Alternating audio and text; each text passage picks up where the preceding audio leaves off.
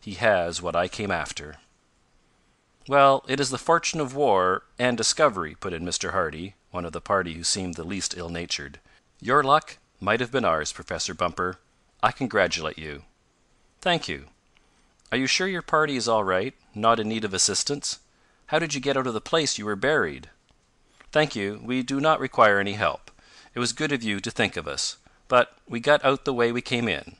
We did not enter the tunnel as you did, but came in through another entrance which was not closed by the landslide.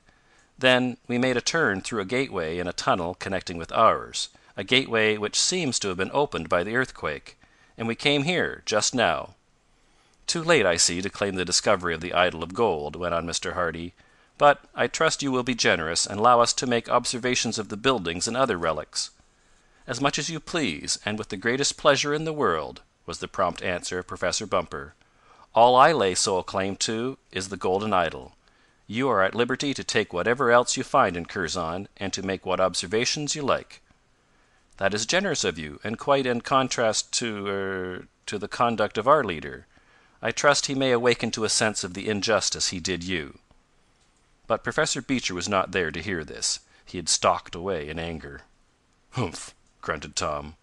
Then he continued, "That story about a government concession was all a fake, Professor, else he'd have put up a fight now. Contemptible sneak!"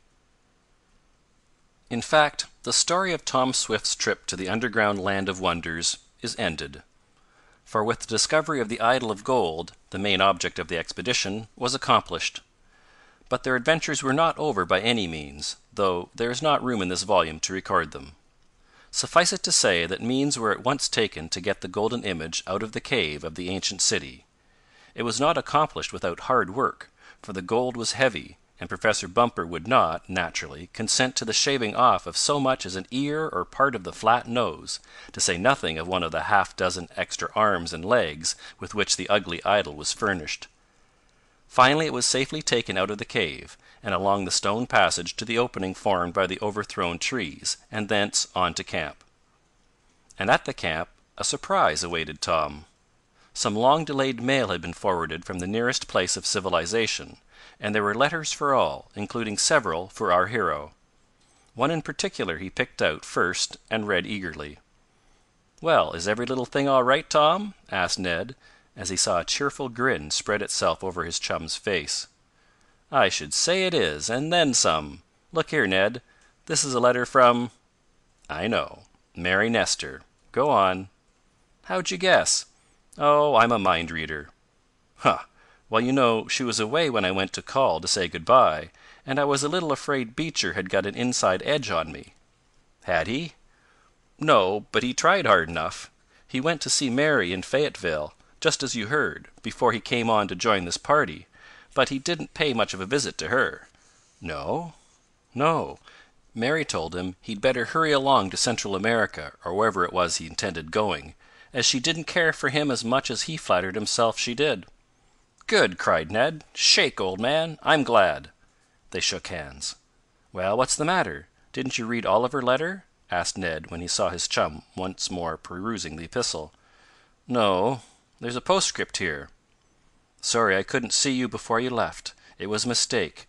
But when you come back—" "Oh, that part isn't any of your affair," and blushing under his tan, Tom thrust the letter into his pocket and strode away, while Ned laughed happily. With the idol of gold safe in their possession, Professor Bumper's party could devote their time to making other explorations in the buried city. This they did, as is testified to by a long list of books and magazine articles since turned out by the scientist, dealing strictly with the archaeological subjects, touching on the ancient Mayan race and its civilization, with particular reference to their system of computing time. Professor Beecher, young and foolish, would not consent to delve into the riches of the ancient city, being too much chagrined over the loss of the idol. It seems he had really promised to give a part of it to Mary Nestor, but he never got the chance. His colleagues, after their first disappointment at being beaten, joined forces with Professor Bumper in exploring the old city, and made many valuable discoveries. In one point Professor Bumper had done his rival an injustice. That was in thinking Professor Beecher was responsible for the treachery of Jacinto. That was due to the plotter's own work. It was true that Professor Beecher had tentatively engaged Jacinto, and had sent word to him to keep other explorers away from the vicinity of the ancient city if possible, but Jacinto, who did not return Professor Bumper's money, as he had promised, had acted treacherously in order to enrich himself. Professor Beecher had nothing to do with that, nor had he with the taking of the map, as has been seen, the loss of which, after all, was a blessing in disguise, for Kurzon would never have been located by following the directions given there, as it was very inaccurate. In another point it was demonstrated that the old documents were at fault. This was in reference to the golden idol having been overthrown and another set up in its place, an act which had caused the destruction of Kurzon. It is true that the city was destroyed, or rather buried, but this catastrophe was probably brought about by an earthquake, and another great idol, one of clay, was found, perhaps a rival of Quetzal, but it was this clay image which was thrown down and broken, and not the golden one. Perhaps an effort had been made, just before the burying of the city, to change idols and the system of worship, but Quetzal seemed to have held his own. The old manuscripts were not very reliable, it was found, except in general.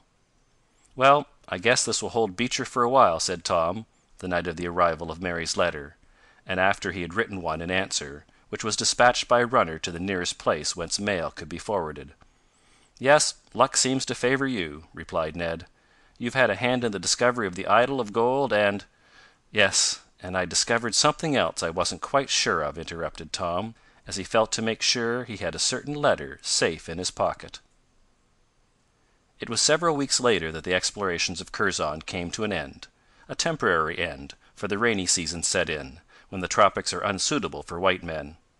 Tom, Professor Bumper, Ned, and Mr. Damon set forth for the United States, the valuable idol of gold safe on board. And there, with their vessel plowing the blue waters of the Caribbean Sea, we will take leave of Tom Swift and his friends. End of chapter 25. End of Tom Swift in the Land of Wonders.